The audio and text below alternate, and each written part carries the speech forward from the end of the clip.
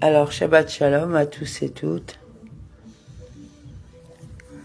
On va commencer par le Tanya.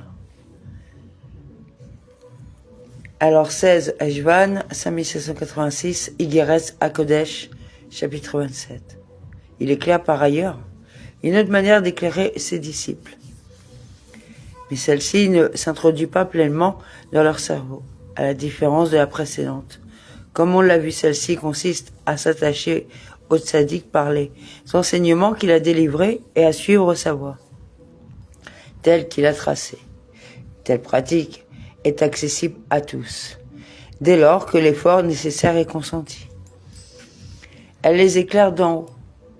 La seconde manière de s'attacher au tzaddik qui va être décrite ici dépasse le niveau des disciples, alors que la précédente se trouve dans leur cerveau, dans la mesure où elle fait appel à leur analyse intellectuelle.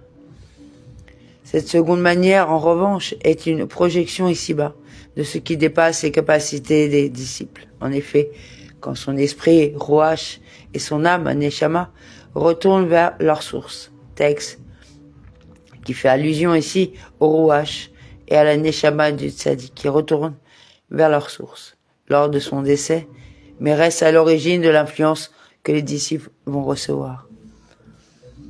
Vers le champ des pommes sacrées. Cette expression désigne le Gan Eden, de la manière dont il est perçu ici-bas, comme on l'a indiqué. Elle désigne également la tribu de Malrout, du monde d'Atsilut, qui est la source des âmes, vers laquelle retourne, en l'occurrence, celle du Tzaddik, comme l'explique le Zohar, tome 3, à la page 84a.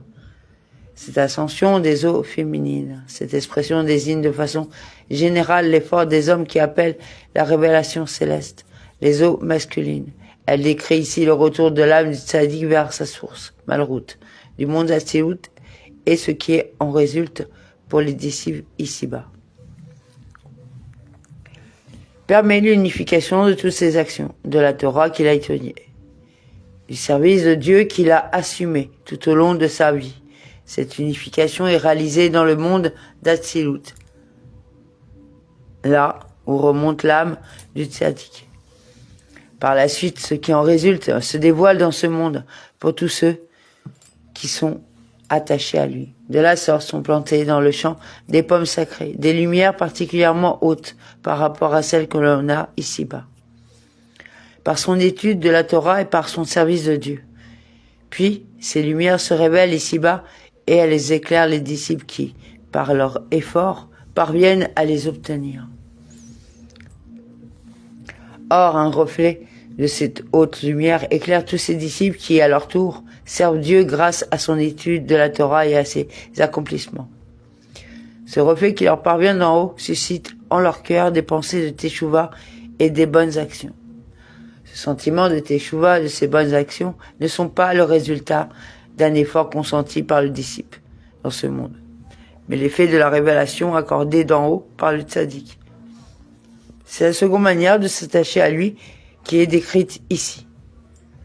Tous les accomplissements positifs issus de ce reflet, véhiculant la clarté des lumières plantées dans ce champ, comme on l'a dit, sont appelés les pousses des pousses.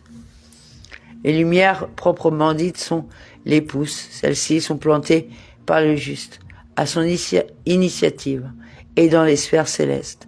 Les bonnes actions qui en découlent, en revanche, sont les pousses des pousses, que l'on peut observer chez les disciples. Mais le reflet proprement dit demeure caché et dissimulé, comme le soleil qui éclaire les étoiles par-dessous la terre.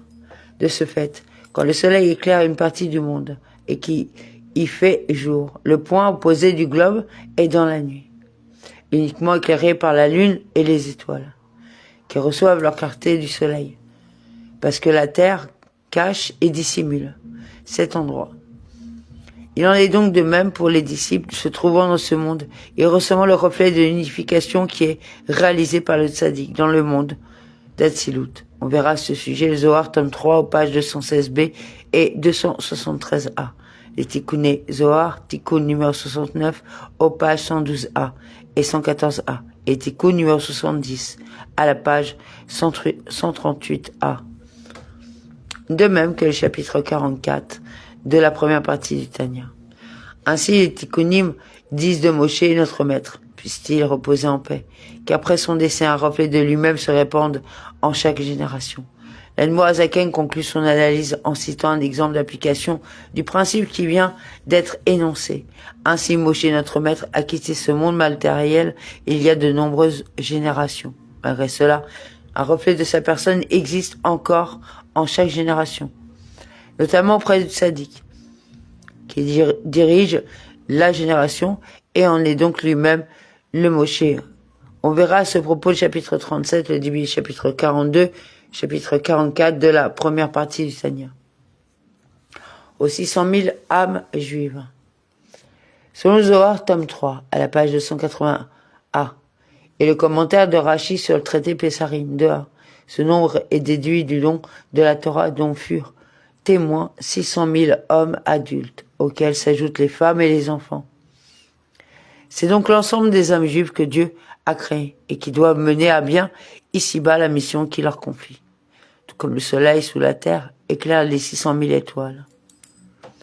Voilà le Zohar, tome 1 à la page 2a.